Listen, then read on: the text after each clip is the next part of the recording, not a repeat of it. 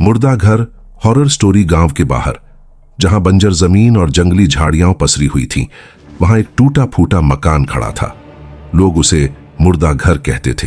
कहते हैं कि बरसों पहले वहां एक परिवार रहता था, लेकिन अचानक एक रात पूरा परिवार रहस्यमयी हालातों में मर गया।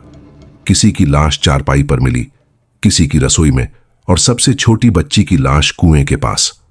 तब से उस घर के अंदर कोई नहीं गया। गांव के लोग रास्ता बदल देते, बच्चे पास से गुजरते ही रोने लगते, और बुजुर्ग इसे अशुभ मानकर याद करने से भी डरते। लेकिन हर डर का शिकार बनने से पहले लोग उसकी जड़ तक पहुंचने की कोशिश करते हैं।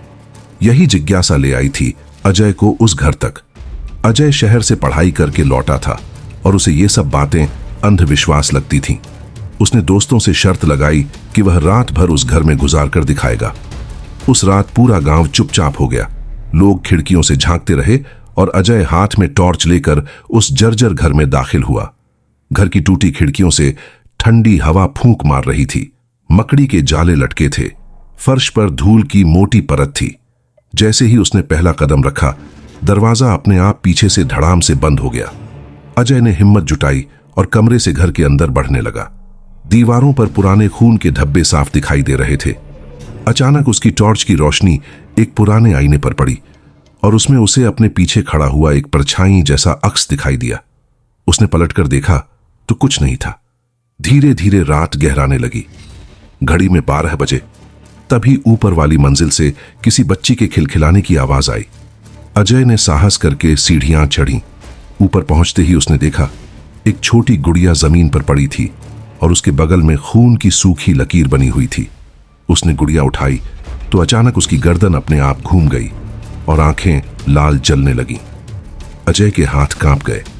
तभी सामने के कमरे का दरवाजा अपने आप खुला और अंदर से वही बच्ची की परछाई दिखाई दी जो बरसों पहले मरी थी। उसकी आंखें गहरी काली थीं और चेहरे पर आधी मुस्कान, आधा रोना। उसने कहा, तुम यहां क्यों आए हो? यह घर तुम्हें जिंदा नहीं छोड़ेगा। अजय चीखने ही वाला था कि उसके कानों में बाकी मरे हुए परिवार की चीखें गूंजने लगीं। दीवारें खून से भीगने लगीं। फर्श पर काले हाथों के निशान उभरने लगे। अजय भागने लगा, लेकिन हर दरवाजा बंद हो चुका था। पीछे मुड़कर देखा तो पूरा परिवार, बाप, मां और बच्ची सब उसके सामने खड़े थे, बिना आंखों के, फटी हुई देह लिए। अजय ने टॉर्च फेंक दी और खिड़की से कूदने की कोशिश की, मगर जैसे ही वह खिड़की के पास पहुंचा, अदृश्य ताकत ने उसे पीछे खींच लिया। सुबह जब गांव वाले वहां पहुंचे तो दरवाजा खुला पड़ा था। अंदर सिर्फ अजय की जली हुई टॉर्च और फर्श पर ताजा खून के धब्बे थे। उसके बाद से मुर्दा घर और भी भयावह कहलाने लगा। गांव वालों का कहना है कि अब वहां से हर रात अजय की भी चीखें सुनाई देती हैं, जैसे वह भी उस शापित परिवार का हिस्सा बन चुका हो। अजय के गायब होने के बाद गांव में सन्नाटा और डर और भी गहरा गया। पहले लोग इस घर के पास से निकलने से डरते थे। अब रात में कोई उस रास्ते से भी नहीं जाता था। बच्चों को तो ये हिदायत दी जाती कि अगर खेलते खेलते गलती से भी घर की तरफ चले गए तो जान से हाथ धो बैठोगे। लेकिन कहानी यहीं खत्म नहीं हुई। अजय का सबसे करीबी दोस्त था रोहन। उसे विश्वास ही नहीं हुआ कि उसका दोस्त अंधविश्वास का शिकार हो गया। रोहन ने गांव वालों से कहा, अजय डरपोक नहीं था। अगर वो गायब हुआ है तो उसके पीछे जरूर कोई राज है और मैं उस राज को उजागर करूंगा। गांव वाले रोहन को बार बार मना करते रहे।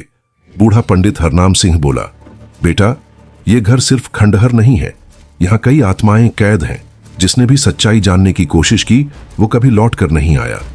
लेकिन जिद्दी रोहन ने किसी की नहीं सुनी। अगले ही दिन वो दिन के उजाले में मुर्दा घर पहुंचा। उसने देखा कि घर बाहर से वैसा ही था। टूटी खिड़कियां, उखड़े हुए दरवाजे और ऊपर छत से लटकती सूखी बेलें। लेकिन जैसे ही उसने दरवाजा खोला, अंदर की हवा अजीब तरह से ठंडी और भारी थी। रोहन के हाथ में कैमरा था। उसने वीडियो रिकॉर्डिंग चालू कर दी ताकि बाद में लोगों को दिखा सके कि अजय का क्या हुआ। अंदर जाते ही उसे अजय की जली हुई टॉर्च मिली। टॉर्च को छूते ही अचानक एक ठंडी लहर उसकी पीठ से गुजर गई। कैमरे की स्क्रीन पर धुंधली सी परछाई उभरी, जैसे कोई उसके पीछे खड़ा हो। धीरे धीरे रोहन ऊपर वाले हिस्से में पहुंचा, वही जगह जहां अजय ने गुड़िया उठाई थी। गुड़िया अब भी जमीन पर थी, लेकिन इस बार उसकी आंखें बंद थीं। रोहन ने कैमरा झूम किया तो अचानक गुड़िया ने अपनी आंखें खोल दी और कैमरे में सीधा देखा। स्क्रीन पर सिर्फ रक्त रक्त रक्त शब्द उभर आए। रोहन का दिल जोर जोर से धड़कने लगा। उसने कैमरा गिराया और पीछे मुड़ा तो सामने वही बच्ची खड़ी थी। उसके होंठ फटे हुए थे और हाथ में एक टूटी हुई गुड़िया थी। उसने फुसफुसाकर कहा, तुम्हें भी यहीं रहना होगा। रोहन ने डरते हुए नीचे भागने की कोशिश की, लेकिन सीढ़ियां अचानक से लंबी हो गईं। जितना वो भागता मंजिल और दूर जाती। तभी चारों तरफ से दरवाजे खुलने लगे और उनमें से अलग अलग चीखें सुनाई देने लगीं। कभी औरत की, कभी मर्द की, कभी उस बच्ची की। वो भागते भागते हॉल में पहुंचा जहां दीवार पर किसी ने खून से लिखा था, हमारे खून का हिसाब दो। रोहन समझ नहीं पा रहा था कि यह सब क्या है। तभी उसके कानों में अजय की आवाज गूंजी, भाग मत, वरना तेरा भी वही हाल होगा जो मेरा हुआ। रोहन ने डरते डरते देखा तो अजय सामने खड़ा था, लेकिन उसकी आंखें लाल थीं और चेहरा आधा जला हुआ। उसने रोहन की तरफ हाथ बढ़ाया और कहा, अब तू भी हमारे साथ रहेगा। रोहन की चीख से पूरा घर गूंज उठा। सुबह जब लोग इकट्ठा हुए तो उन्हें रोहन का कैमरा बाहर मिला। कैमरे में आखिरी रिकॉर्डिंग वही थी। रोहन भाग रहा था और फिर अचानक स्क्रीन काली हो गई। लेकिन कैमरे की आखिरी सेकंड में एक चीज साफ दिखी, अजय और पूरा मरा हुआ परिवार रोहन को पकड़कर अंदर खींचते हुए। उसके बाद से गांव के लोग कहते हैं कि अब मुर्दा घर से न सिर्फ उस परिवार और अजय की चीखें आती हैं, बल्कि रोहन की भी। गांव में अब डर और भी गहरा गया था। लोग रात को अपने दरवाजे और खिड़कियां बंद कर लेते। बाहर कोई हल्की सी आहट भी सुनाई देती तो पूरा परिवार सिहर उठता। अजय और रोहन की गुमशुदगी ने सबको अंदर से हिला दिया था। पंडित हरनाम सिंह ने एक दिन पंचायत बुलाई। उसने कहा, यह मुर्दा घर कोई साधारण जगह नहीं है। वहां उन सब की आत्माएं फंसी हैं जिनकी मौत अन्याय और खून से जुड़ी है। जब तक ये राज नहीं खुलेगा तब तक गांव का चयन छिनता रहेगा। गांव वाले चुप थे। कोई भी अपने प्राण दांव पर लगाकर अंदर जाने को तैयार नहीं था। तभी सामने से एक आवाज आई, मैं जाऊंगा। ये आवाज थी इंस्पेक्टर देवेंद्र सिंह की। वो छुट्टी पर अपने गांव आया था और अजय रोहन की गुमशुदगी की बातें सुनकर खुद परेशान था। उसने कहा, डरना अंधविश्वासियों का काम है। मैं पुलिस वाला हूं। अगर वहां सच में कुछ है तो मैं देखूंगा, और अगर कोई अपराधी है तो पकड़ूंगा। उसकी बात सुनकर लोगों ने राहत की सांस ली, लेकिन हरनाम पंडित ने उसे चेतावनी दी, बेटा, यह जगह कानून से बाहर है। यहां इंसानों का नहीं, आत्माओं का राज है। देवेंद्र ने पंडित की बात अनसुनी कर दी। उसी रात वो टॉर्च, कैमरा और बंदूक लेकर मुर्दा घर की तरफ निकल पड़ा। रास्ते में कुत्तों के भौंकने की आवाजें और पेड़ों की शाखों की सरसराहट सुनाई देती रही, लेकिन वो रुका नहीं। जैसे ही उसने घर का दरवाजा खोला, एक बदबूदार हवा का झोंका आया। उसकी टॉर्च की रोशनी मुश्किल से ही अंधेरे को काट पा रही थी। उसने कैमरा चालू किया और हर कोना रिकॉर्ड करने लगा। अचानक उसे हॉल की दीवार पर वही खून से लिखा संदेश दिखाई दिया, हमारे खून का हिसाब दो। देवेंद्र ने करीब जाकर देखा। दीवार पर शब्द ताजा खून से लिखे हुए लग रहे थे। उसने हाथ लगाया तो खून गर्म था। तभी पीछे से किसी बच्चे की खिलखिलाहट सुनाई दी। वो पलटा तो दूर कोने में वही छोटी बच्ची खड़ी थी, सफेद फटे कपड़ों में। उसके हाथ में टूटी हुई गुड़िया थी। उसने धीमी आवाज में कहा, तुम्हें भी हमारे साथ रहना होगा। देवेंद्र ने अपनी बंदूक उठाई और चिल्लाया, कौन है, सामने आओ। लेकिन बंदूक चलाने से पहले ही बच्ची गायब हो गई। तभी पीछे से एक जोरदार धमाका हुआ। ऊपर वाली मंजिल से कोई भारी चीज गिरी थी। देवेंद्र दौड़कर ऊपर पहुंचा। वहां एक कमरा था जिसकी दीवारों पर पुराने अखबार चिपके थे। उसने टॉर्च से रोशनी डाली तो अखबारों की सुर्खियों ने उसका खून जमा दिया। पूरे परिवार की हत्या, लाशें गायब, गांव के जमींदार का खून, भूतिया हवेली में मिला खून का तालाब। देवेंद्र ने देखा कि ये सब खबरें उसी घर से जुड़ी थीं। दरअसल सालों पहले इस घर के मालिक ने जमीन के लिए दर्जनों लोगों की हत्या कर दी थी। औरतों और बच्चों को जिंदा दीवारों में चुनवा दिया गया था। उनकी आत्माएं आज भी यहीं भटक रही थीं। देवेंद्र ने कैमरा जमीन पर रखा और अपने नोट्स लिखने ही वाला था कि अचानक कमरे का दरवाजा अपने आप बंद हो गया। चारों तरफ से चिल्लाने और रोने की आवाजें आने लगीं, दीवारें हिलने लगीं और फिर दीवार से खून टपकने लगा। देवेंद्र ने दरवाजा खोलने की कोशिश की, लेकिन दरवाजा जकड़ गया। तभी सामने वहीं अजय और रोहन दिखाई दिए। उनकी आंखें लाल थीं, शरीर आधा सड़ चुका था। उन्होंने एक साथ कहा, अब तू भी हमारे साथ रहेगा। देवेंद्र ने बंदूक चलाई। गोली अजय और रोहन के आर पार निकल गई, लेकिन वे मुस्कुराते रहे। तभी कमरे की जमीन फट गई और खून का तालाब ऊपर उठने लगा। देवेंद्र ने जैसे तैसे कैमरा उठाया और बाहर की ओर भागा, लेकिन नीचे उतरते ही उसने देखा कि पूरा घर बदल चुका था। सीढ़ियां अब कहीं और ले जा रही थीं, खिड़कियां खुद ब खुद बंद हो रही थीं, और तभी पीछे से किसी ने उसका नाम पुकारा, देवेंद्र। उसने पलट कर देखा तो उसके पीछे उसकी मरी हुई मां खड़ी थी। देवेंद्र के पैरों तले जमीन खिसक गई। उसकी आंखों के सामने उसकी मां थी, लेकिन यह कैसे हो सकता था? उसकी मां की मौत कई साल पहले हो चुकी थी। वो कांपती आवाज में बोला, मां, आप यहां?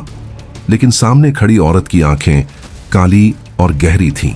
उसके होंठ फटे हुए थे और चेहरे पर आधी हड्डियां साफ झलक रही थी। उसने ठंडी आवाज में कहा, मैं तुझे लेने आई हूं बेटा, अब घर लौट चल। देवेंद्र चीखते हुए पीछे हटा। उसे समझ आ गया कि यह उसकी मां की आत्मा नहीं, बल्कि उस घर में कैद किसी भटकती आत्मा का खेल है। उसने अपनी जेब से पंडित हरनाम द्वारा दिया हुआ ताबीज निकाला और उसे ऊंचा उठाया। तुरंत कमरे में गूंजती आवाजें और रोना चिल्लाना तेज हो गया।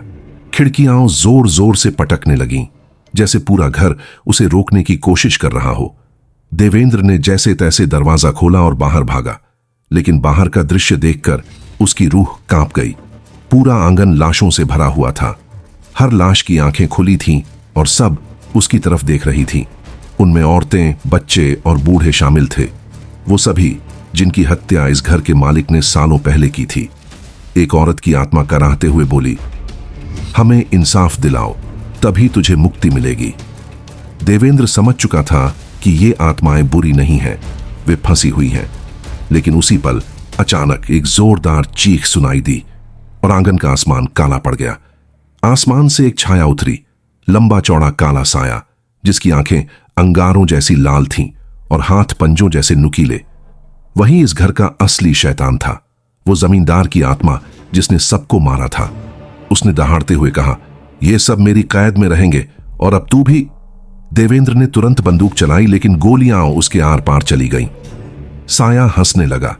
तभी अचानक देवेंद्र के हाथ का ताबीज जलने लगा और तेज रोशनी फैल गई। साया गुस्से से चिल्लाया और हवा में उछल पड़ा। पूरी हवेली हिलने लगी, दीवारें टूटने लगीं। देवेंद्र समझ गया कि यही वक्त है। उसने आत्माओं की ओर देखा और बोला, मुझे बताओ, मैं तुम्हें कैसे मुक्त कर सकता हूं? आत्माओं की एक साथ आवाज आई, हमें वहीं दफन कर जहां हमारा खून बहा था। देवेंद्र भागते हुए हवेली के तहखाने में पहुंचा। वहां जमीन लाल थी, जैसे अभी अभी खून बहा हो। उसने अपने हाथों से मिट्टी खोदनी शुरू की। जैसे जैसे मिट्टी हटती गई, अंदर से हड्डियां और टूटी हुई चूड़ियां दिखाई देने लगी। वो सब देख उसका दिल दहल गया, लेकिन उसने हिम्मत नहीं हारी। उसने मिट्टी खोदी और हड्डियों को एक जगह इकट्ठा किया।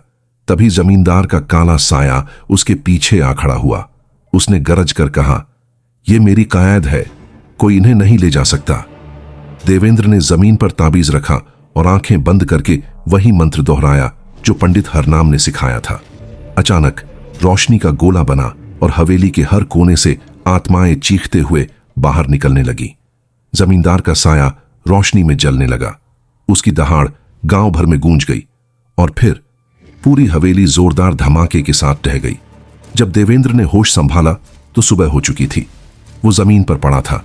उसके सामने गांव वाले खड़े थे, पंडित हरनाम भी। पंडित ने उसकी ओर देखकर कहा, बेटा, तूने वो काम कर दिया जो कोई नहीं कर पाया। अब वो आत्माएं शांति में हैं। देवेंद्र ने आसमान की तरफ देखा। सूरज की किरणें फैल रही थीं और पहली बार उस जगह पर शांति थी। लेकिन तभी उसे एहसास हुआ, उसका कैमरा कहीं गायब था। और जब बाद में गांव वालों ने उसे खोजा तो तहखाने के मलबे से कैमरा मिला। कैमरे की स्क्रीन पर आखिरी रिकॉर्डिंग चल रही थी। देवेंद्र को भागते हुए दिखाया गया था, लेकिन कैमरे के पीछे से कोई और आवाज आ रही थी।